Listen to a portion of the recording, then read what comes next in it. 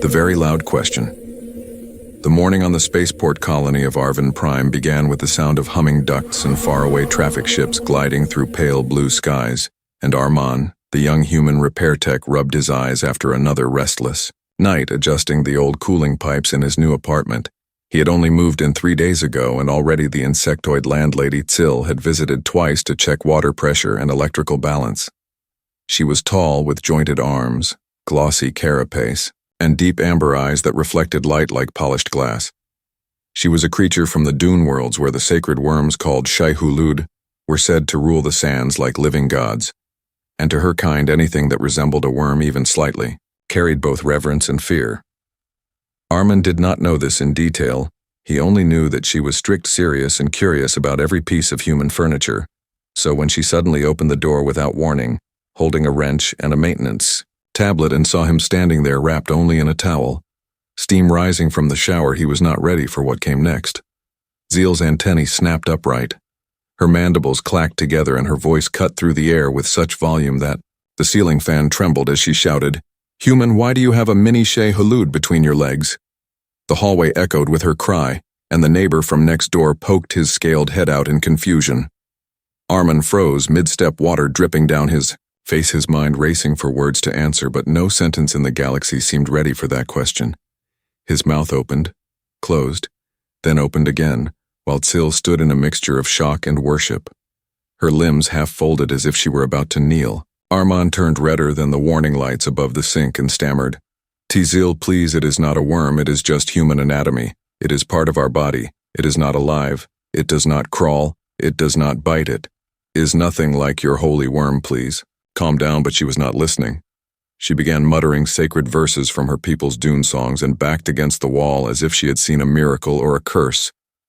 Soon the noise spread through the entire corridor. Someone shouted, "Is there a worm infestation?" Another shouted, "Call the priest before they breed," and within minutes a small crowd gathered outside the flat. Tsill flustered, tried to explain through frantic clicks and whirs that she had witnessed a forbidden sight that might bring either blessing or disaster depending on how the gods interpreted it. Arman, meanwhile, had dressed as fast as possible and stepped into the hall. His face burning, he raised his hands and tried to explain to everyone that there was no sacred creature involved, that humans were simply built that way, and that no offense was meant to any religion of worms or deserts or dunes or sand spirits. But the neighbors kept staring and whispering as if he were hiding divine secrets in his pants. Later, that morning, after the noise had calmed, a local council officer arrived, a tall avian with shiny black feathers who looked deeply annoyed after hearing the full story from both sides. The officer gave Tzil a formal warning for invading tenant privacy, and then left, shaking his head, muttering about cross-species misunderstandings. Arman sat on a chair in the middle of the room, trying to process what had just happened, while Tsill stood near the doorway, wings trembling. She looked torn between embarrassment and stubborn pride. "I did not mean harm," she said in her chittering accent. "But your body confuses me. Our holy texts say the desert god sleeps beneath flesh and awakens in chosen hosts. If that small creature is part of you, then perhaps you are chosen." Armin wanted to laugh, but he saw how serious she looked and chose kindness. Instead, he told her gently that humans were not chosen. We were simply designed by nature in our own way, that we were fragile but determined, and that sacred worms had nothing to do with us. Tsill nodded slowly, but her eyes still glowed with uncertainty.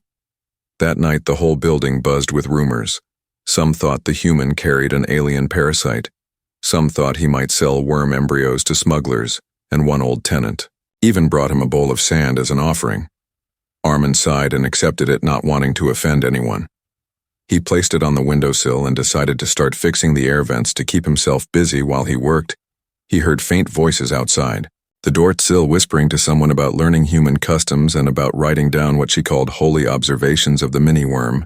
She sounded determined, as if she had taken an oath to protect him from the world's ignorance. Armin could only shake his head at how fast news traveled in alien housing blocks. He knew humans often looked odd to other species, but this was another level entirely. The next morning, when he went to work at the life support station, his colleagues already knew the story. Apparently, someone from the block had recorded Zill's scream and sent it to the colony network now. People across Arvin Prime were laughing about the human with the sacred worm. Armin gritted his teeth but kept working. He fixed conduits, cleaned filters, and avoided looking at anyone for too long when he returned home that evening. Zill waited for him at the door, holding a notebook with sketches of human silhouettes. She asked shyly if she could study him to learn the truth, so she could defend him from gossip. Armin sighed again and said fine. As long as she promised no more surprises, she agreed, and bowed her head 3 times in her cultural gesture of apology.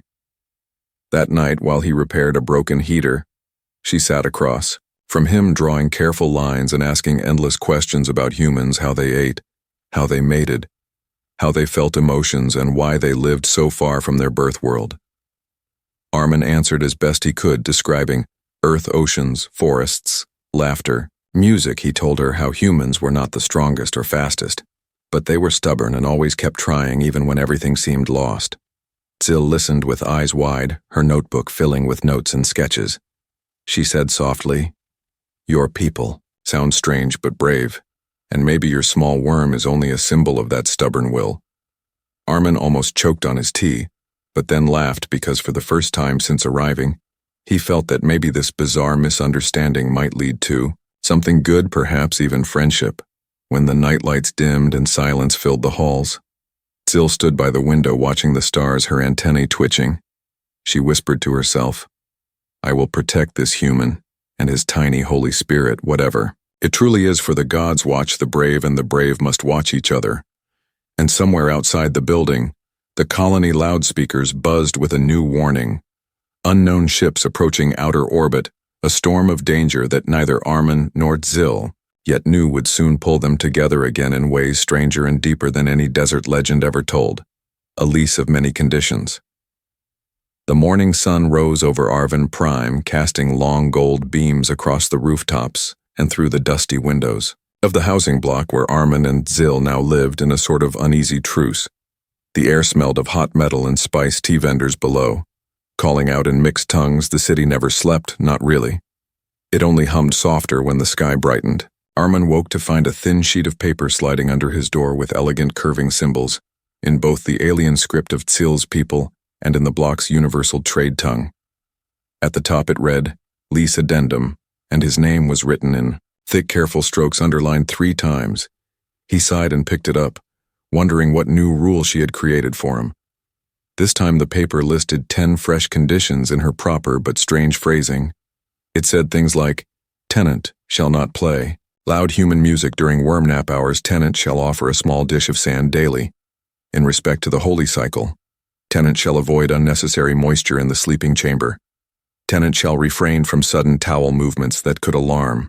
The devout Armin groaned and rubbed his forehead, but could not help smiling because the alien landlady was trying to compromise, and in her own odd way, she was trying to make peace, so he signed it at the bottom with a lazy scrawl, hoping that would stop more awkward misunderstandings.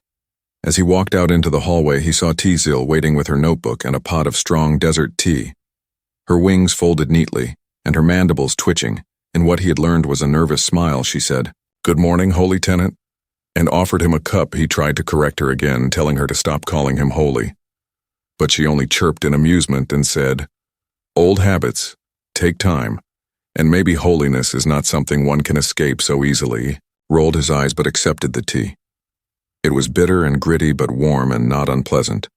They stood on the balcony watching the sky crowded with freighters and supply shuttles. Zill told him the Port Council had begun rationing water and power. Because of trade shortages from raids on the outer routes, the raiders had been hunting strange desert creatures on distant worlds to sell their glands and hides. Black market goods fetching high prices across the spiral.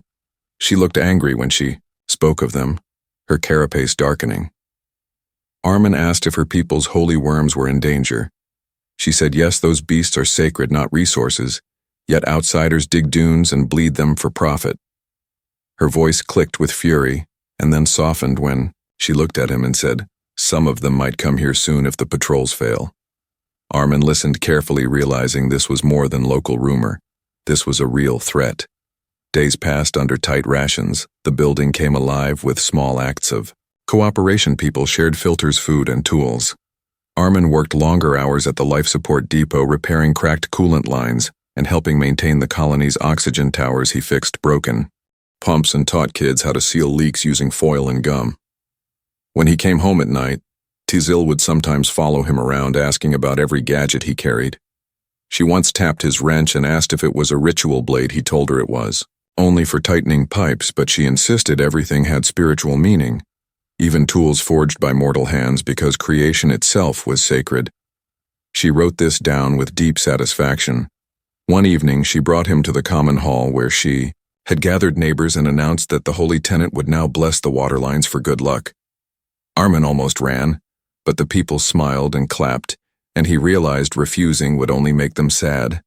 So he stood beside the pump awkwardly, placed his hand on the valve and said, "May this water stay clean for everyone," which earned applause and laughter, and even Zil clacked her mandibles in pride. Behind the humor there was something growing between them, an odd friendship built from patience and curiosity. Zil had once lost her mate to smugglers who mined protected dunes.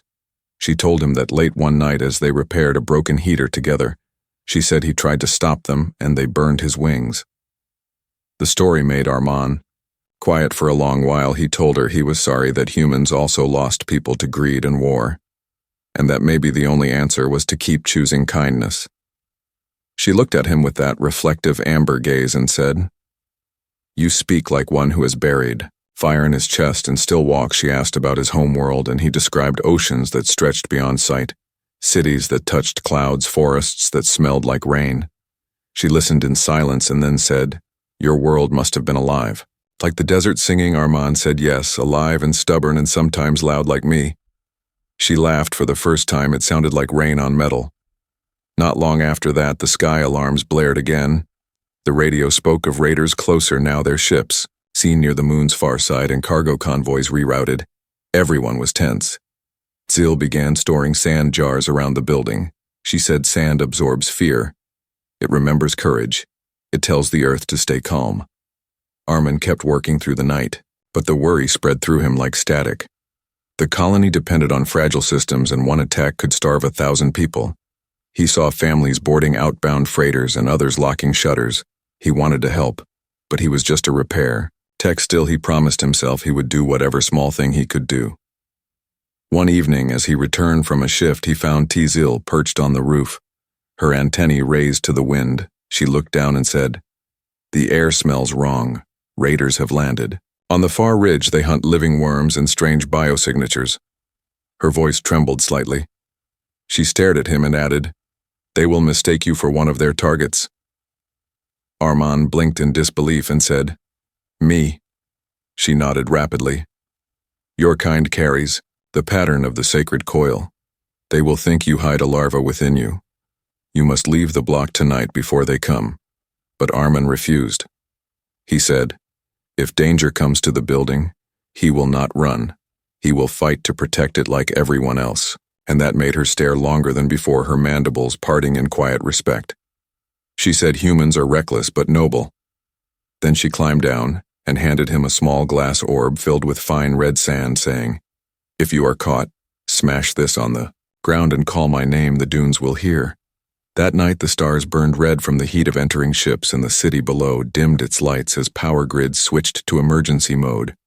Armin stood by his window watching shadows of distant flares across the horizon, and he felt both fear and something else rising. A strange warmth in his chest, a sense that this place, this odd mix of species and stories, had become his home, and that he would not let it fall easily behind him. Zil whispered to herself inside her room, preparing strange herbs and tools from her culture, vowing that whatever came next, she would protect her tenant and the small holy spark she saw in him, even if it meant breaking every rule of her order. Market day and mixed signals. The sun burned bright over Arvin Prime as a dry wind swept through the narrow streets between glass towers and dust-covered plazas. Market day had arrived, though shortage rules made it quieter than usual. Vendors whispered prices and held their goods close to their chests. Water was the new currency, every bottle worth more than gold. And Armin moved among the stalls, fixing air filters for small credits, while his shirt clung to him from the heat. His hands blackened with grease, and hope beside him. Zil followed like a tall shadow, holding a woven basket and glaring at anyone who stared too long at her tenant. The gossip about the holy worm had not died.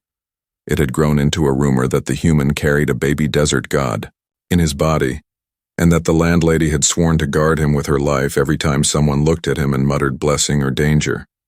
Zill's wings twitched in warning, and Armin could only sigh softly, wishing the story would fade away. They reached a stall selling salvaged coolant coils, and Tzill bartered in her clicking tongue. The merchant, an amphibian with pale skin, looked nervously between her and Armin, and asked if the Holy One needed special protection. She replied sharply, saying, "The Holy One needs only fair trade and honest service." And Armin wanted to crawl under the table. He tried to tell her not to speak that way, but she only said respect keeps foolish tongues from turning cruel. So he stayed quiet, letting her lead. The exchange as they walked back through the plaza, he noticed small posters showing warning symbols and the word Raider. In bold red, the Port Council had posted them after a convoy was hit 2 nights ago. No one yet knew where the gang had landed, but whispers said they hunted biosignatures that resembled the sacred worms, and that meant humans might be mistaken for targets.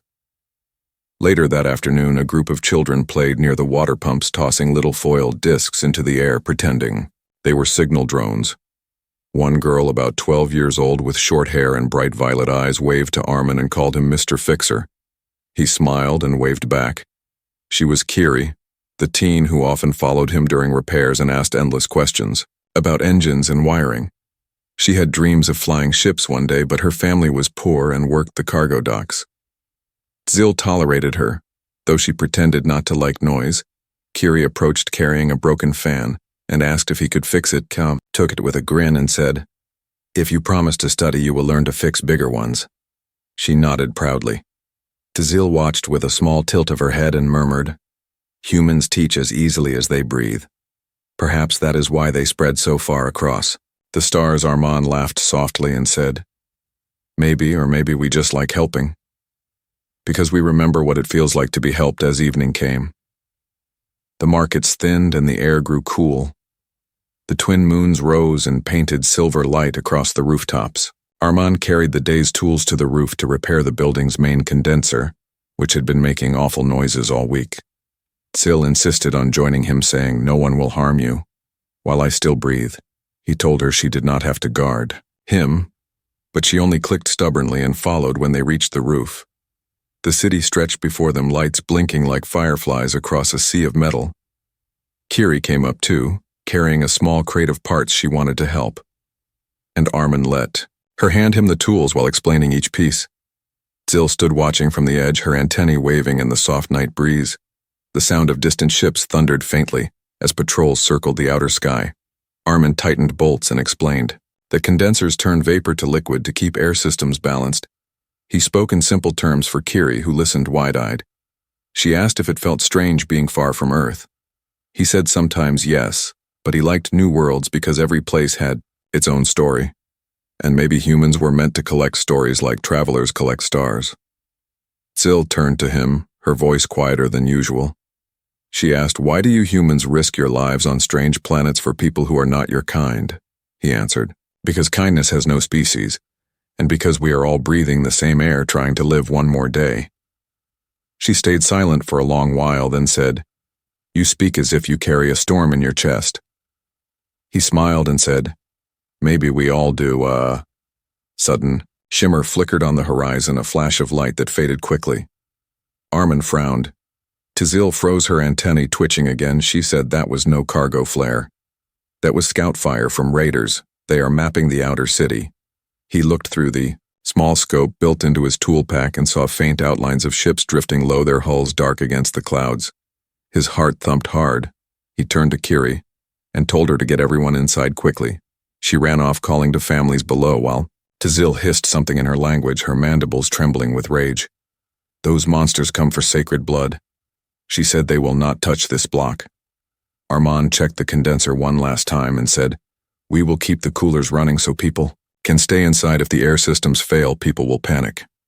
For the next hour they worked together, sealing vents and securing panels, while faint alarms echoed from distant towers. The city guards were spread thin and everyone knew it. Tzill kept muttering old prayers, mixing them with curses under her breath. Armin heard her voice between the hum of machines promising to defend him and the building with her life. even if her order called her heretic for protecting an outsider when they finally finished. The repairs the wind had turned dry and hot like the breath of desert storms below the streets glowed red from emergency lanterns. Families huddled behind locked doors, the whole block waiting for dawn. Armin leaned against the railing and looked over the city lights fading under the storm of dust. He felt small, but not helpless. The sound of engines far away carried over the wind like the growl of beasts. He knew the raiders would come soon and that his strange friendship with the alien landlady would soon be tested in ways he could not imagine. Tizil stood beside him, her glossy carapace reflecting moonlight. She said softly, "Your small holy spark confuses my faith, but your courage honors it, and that is what matters the most." And somewhere down the street, Kiri shouted up that the block was ready, that people trusted them both now. Armin smiled a tired smile and said, "Then we will make sure they stay safe as long as we can, because humans never surrender, not when others depend on them." The raiders make a move. The wind over Arvin Prime turned heavy that night, carrying the taste of metal and sand as if the desert itself had crept into the air. The city lights dimmed under the thickening dust and the sky pulsed faintly red from far-off engines. Armin could hear the low hum of power lines trembling like frightened strings, and he knew the raiders had finally crossed orbit and were beginning their descent. His tools hung at his side and his heart beat in rhythm with the flickering lights of the emergency towers. Tzil moved quickly through the hallways of the building, her many legs clicking on the metal floor as she barked orders to neighbors, sealing doors closing, shutters and spreading bowls of sand across the thresholds. Her people believed sand warded off corruption and fear. She was no longer the nervous landlady who once screamed about holy worms. She had become a commander in her own small kingdom, her amber eyes burning bright with purpose. Armin followed her from room to room, helping to secure windows with metal sheets and testing the air vents that connected to the central system. His hands moved automatically, his mind calculating power flow and pressure. But deep down, he felt a coil of fear twisting inside. He thought about Earth, about how his ancestors might have faced invasion with nothing but courage and stubborn hearts. He thought about the stories his grandfather used to tell, about human willpower, how they always stood up even when everyone else expected them to fall. Tizil paused beside him and placed one of her clawed hands on his shoulder, saying quietly, "Your pulse is fast, but your eyes are steady. That is good. You are not afraid to be afraid. That is a warrior's truth." Armin smiled faintly and said, "Maybe, but I would rather be a repairman than a warrior." She replied, "Sometimes the two are the same thing." Outside, the sound of thrusters grew louder, a deep vibration that made the windows shake and the ceiling lamps swing. The raiders were entering low atmosphere, their ships shaped like black knives cutting through the clouds. The colony defense towers fired a few scattered shots, blue streaks of plasma lighting the sky, but most missed or fizzled against the raider shields. People began to panic. Doors slammed, metal shutters clanged. Tizil moved to the stairwell, her voice echoing through the block. "Everyone stay inside. No lights, no noise. We will not be seen." Armin climbed to the roof to check the condenser and saw dark silhouettes circling above like vultures searching for a kill. One ship dropped lower, scanning beams sweeping across the rooftops. His communicator buzzed with static and Kiri's trembling. Voice came through, she said, "Mr. Fixer, they are close. I can see them near the dock roof. What do we do?" He took a deep breath and said, "Stay under cover. Keep the kids safe. Do not make a sound. I will draw them away if I can." He moved quickly, disconnecting a power cable and rerouting energy to create a false heat signature. 3 buildings down. It was a trick he had used before in repair drills. The scanners would read it as a living cluster. The raider beam shifted toward it, and Armin allowed himself a moment of relief. Then he saw movement on the street below, a squad of raiders dropping from their craft, their armor black and curved like shells, their masks shining red. They moved fast, using small hoverboards gliding silently through the dust. One of them pointed a scanner at the building. The readings confused them, human signals mixed with insectoid life signs. They exchanged hand gestures, then split into 2 groups, one heading toward the power sector, the other toward Armin's block. Tzil climbed up beside him, her legs gripping the wall with ease. She carried a long rod made of hardened resin carved with sacred symbols. She said, "This is the weapon of my ancestors. It was meant to guard shrines today. It guards my tenant." Armin tried to argue that fighting them was suicide, but she hissed and said, "I have already buried one mate because I was not brave enough to strike first. Not again. This time I will act." He realized there was no changing her mind, so he focused on what he could control.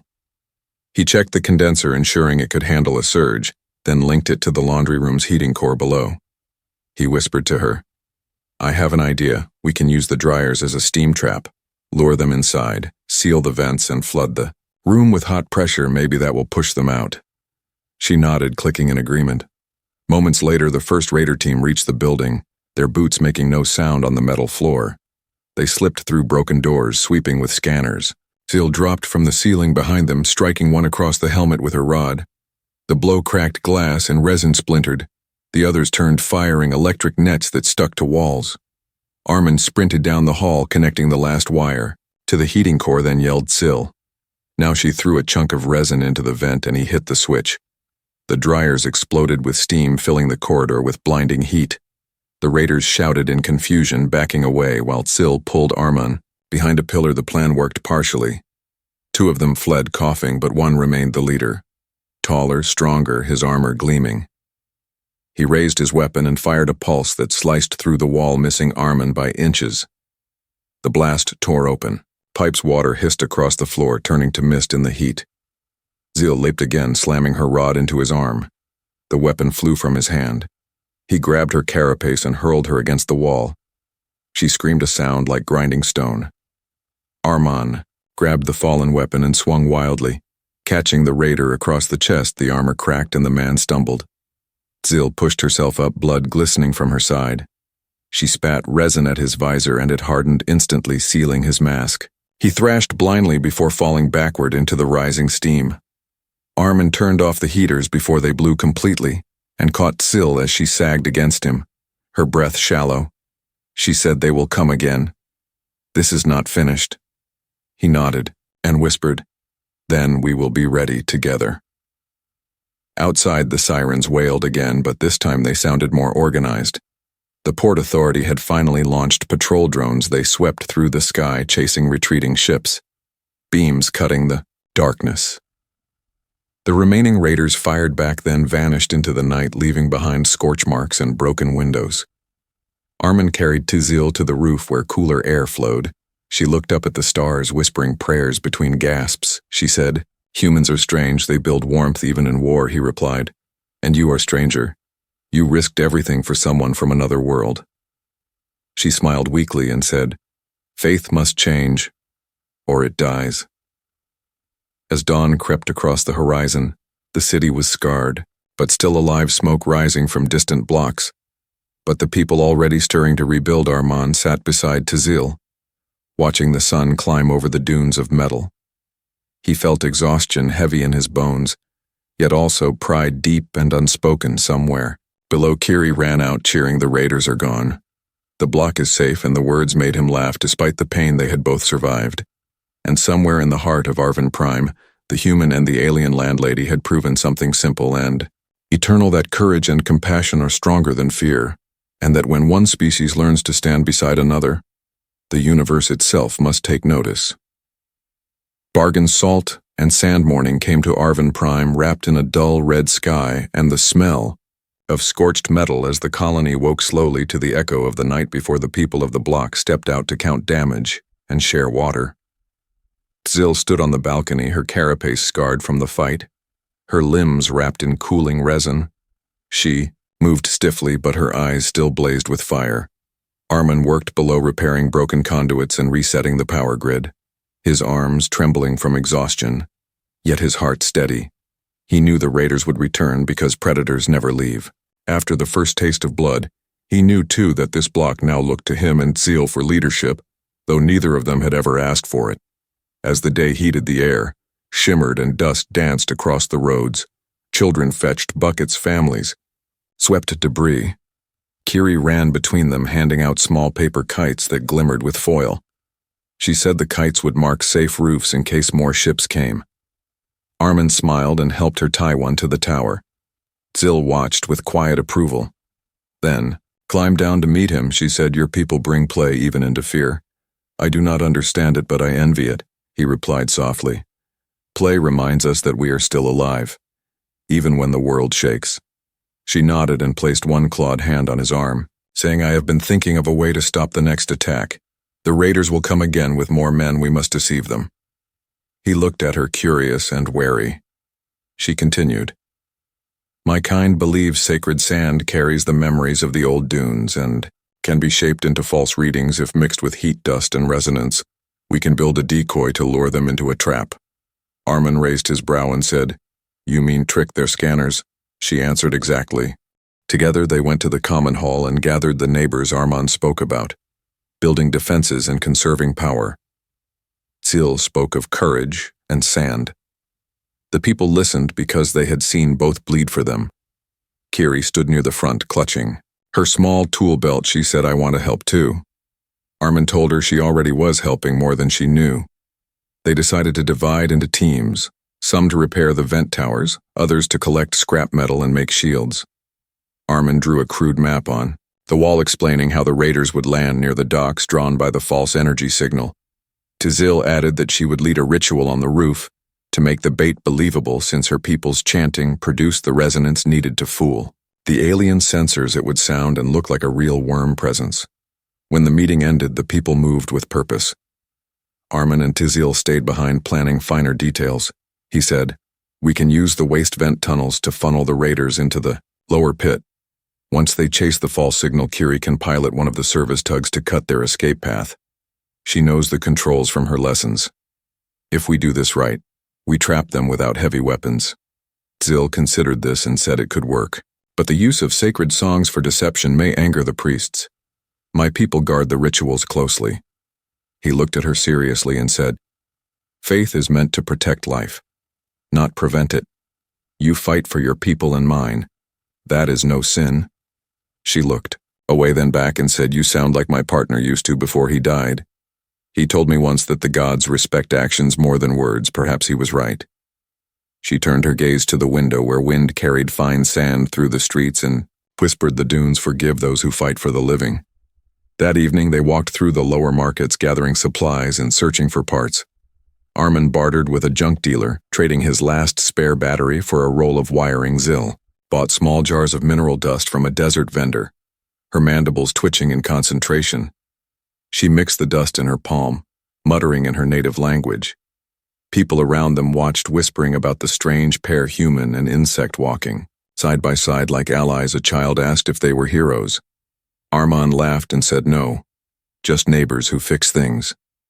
They returned to the block as twilight bled across the sky, the horizon glowing faintly orange with the reflection of distant fires.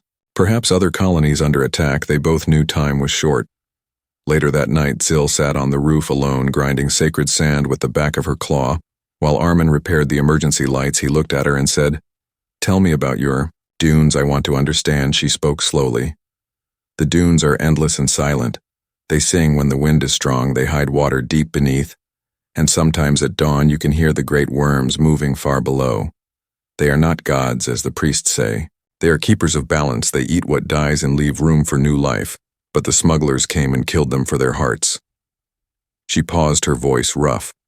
"My mate died trying to protect a nesting pit. I was cowardly.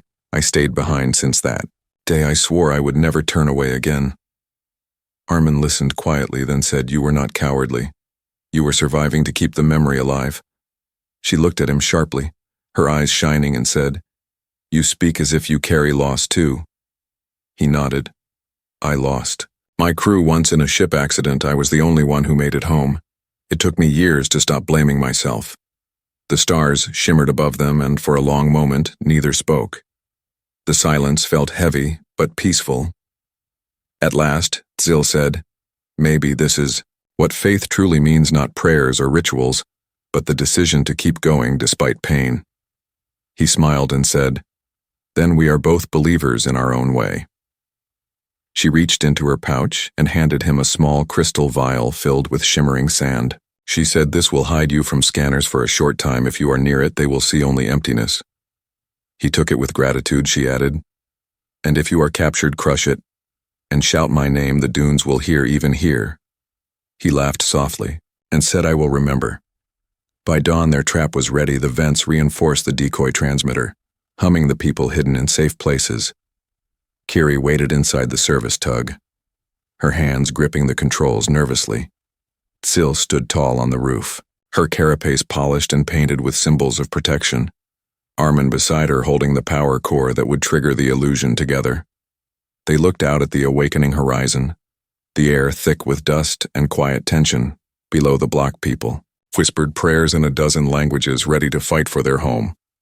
Above, the wind carried a low rumble like distant thunder ships approaching again. Tizil turned to Armin and said, It begins soon, and remember, whatever happens, you are not alone. He nodded firmly, answering, Neither are you. As the first shadows crossed the sky and the raider engines roared, the city seemed to hold its breath. Sil raised her arms and began the chant, her voice rising deep and rhythmic, the sand jars glowing. Faintly with inner light, Armin activated the core. Waves of heat shimmered into the air, forming patterns like a moving creature. The raiders saw the illusion from orbit and adjusted course, believing they had found the prize. Zill's voice never faltered, her chant filling the air with power and defiance. Armin felt the roof vibrate under his feet, as if the world itself listened, and for the first time he thought maybe the stories of sacred sand were true.